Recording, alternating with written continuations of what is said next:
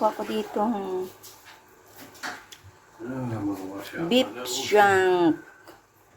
Beef shank.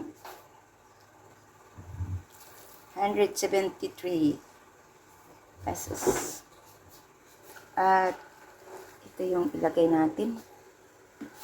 May pichay, may ano. You can use there. It's hard to do. Okay, here. Ito yung pichay at ano ilalagay natin. So, isa lang ko siya dito sa ating pressure cooker. So, ayan. Naglagay ako ng tubig dyan at ilagay natin to. Uy, grabe ang laki. So, yan ko lang siya ng black pepper lang siya ang lagay ko. At kaunting salt. Takpan po natin siya.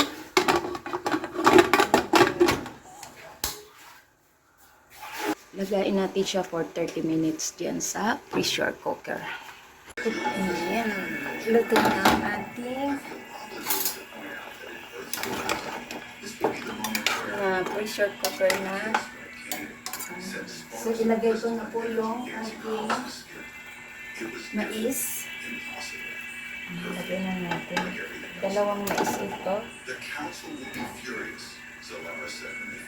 Nagtipremiere ang isa. Lagay ko na din tong ating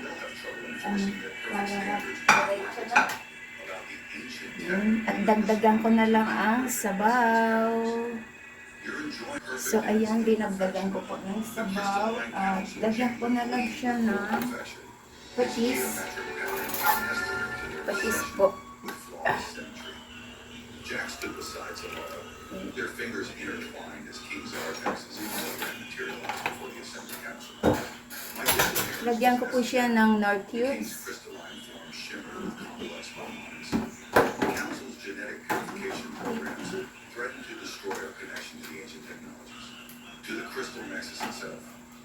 So, ilagay natin ang ating deep Nor cubes. Ayan. At takpan po ulit natin.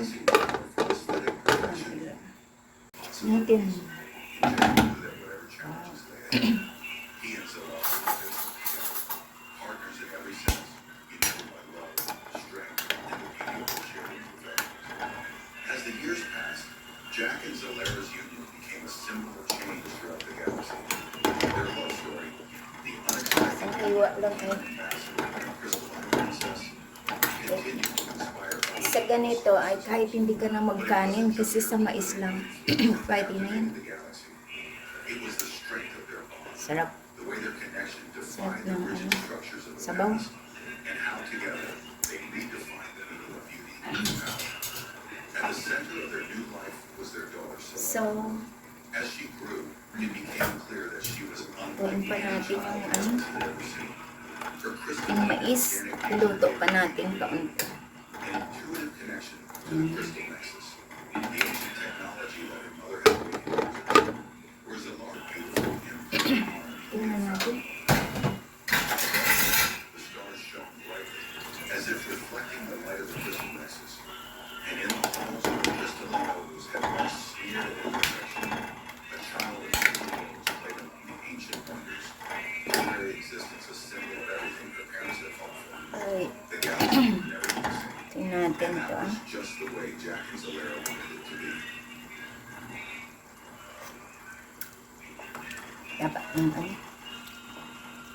Ito na yata ito.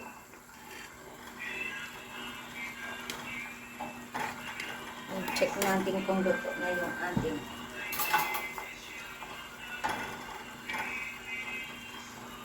Tapos ilagay natin yung ating gulay.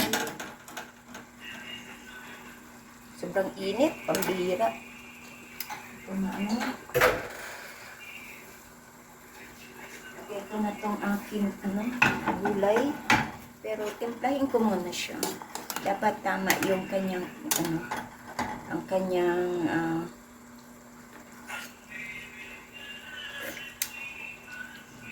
Ay.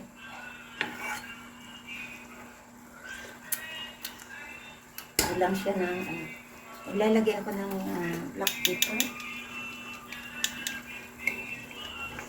At,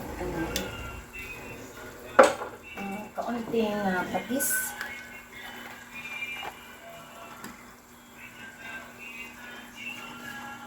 Yun.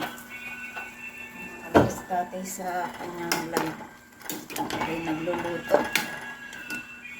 So, ilagay ko na yung ating baby beans at pichay. Hinaan ko lang doon sa kabila kasi dinig niya. Baka magkaroon ako copyright. Pero sa tingin ko wala naman yan. So, ayan. So, i-ano ko lang siya takpan. Ito yung aming hapunan. Yummy, yummy. So, takpan ko lang po.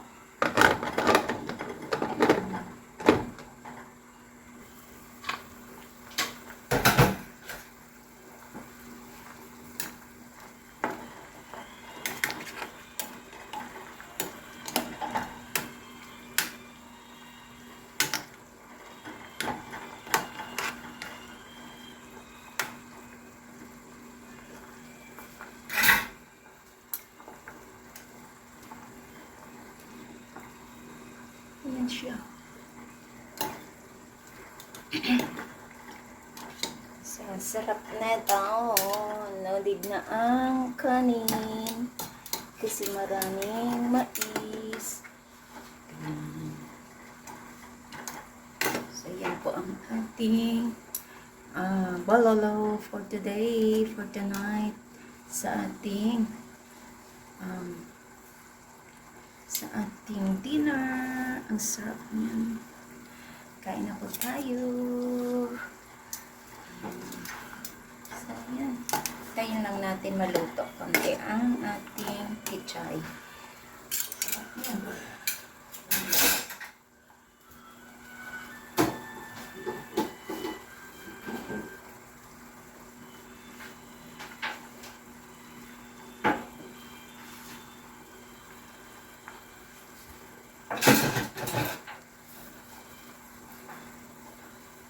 Yan, ayan. Ang sarap, di ba? Hinati ko na yung merong pag isang malaking ganito na hindi ko pa nagupit. Ayan, gupitin ko na lang. So, hanguin ko na po siya. Dilagay ko siya sa isang serving bowl. Ayan, so ayan na po ang ating balalo for tonight na aming dinner. Ayan, thank you so much po sa inyong pagsama sa akin, sa aking pagluluto sa aking kusina. This is Laurie's Kitchen.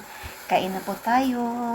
At sa hindi pa po nakasubscribe ng aking channel, please do subscribe and hit the bell button para lagi kayong updated sa mga parating kong lulutuin. So, thank you so much and see you in my next vlog.